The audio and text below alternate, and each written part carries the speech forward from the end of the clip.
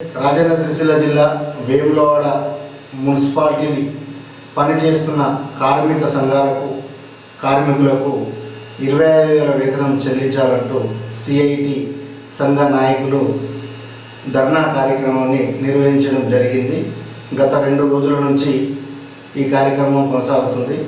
వారికి ప్రభుత్వం నుంచి నెలకు 26,000 రూపాయలు చెల్లించాలంటూ వారు డిమాండ్ చేస్తున్నారు. వారికి మద్దతుగా సీనియర్ జిల్లా బీజేపీ నాయకులు ప్రతాప రామకృష్ణ మద్దతు తెలిపారు.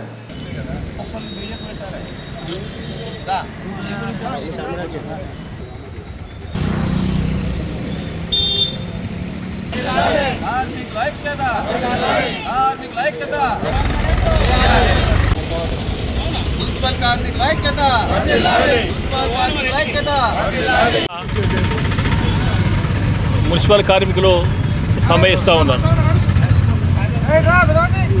ఈ టెంపరీ కార్మికులు ఏదైతున్నదో డిమాండ్స్ కూడా వాళ్ళేం గొంతమ్మ కోరికలు అడుగుతలేరు. ప్రభుత్వ స్పందన ఎక్కలేదు.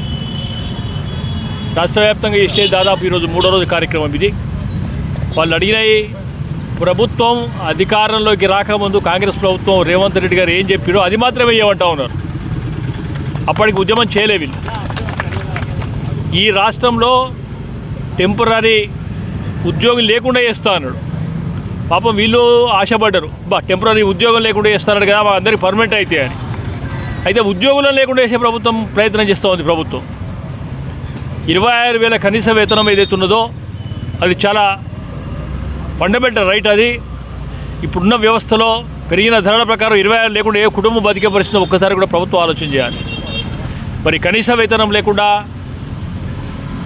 ఏ నాయకులు వచ్చినా, ఏ ప్రోగ్రామ్స్ చేసినా, సంబంధం లేని డిపార్ట్మెంట్ పనిచేసినా శానిటేషన్ సిబ్బంది, మున్సిపల్ సిబ్బంది పనిచేయాలి.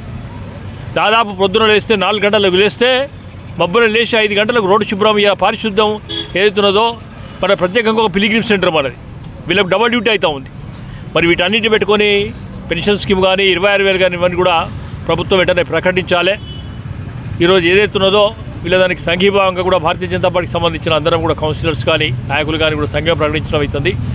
ప్రభుత్వం గిట్ట తీసుకున్నట్టయితే కూడా భారతీయ జనతా రాష్ట్ర వ్యాప్తంగా కూడా వీళ్ళు చేసే ఉద్యమానికి కూడా పూర్తి స్థాయిలో మద్దతు ఇస్తాం.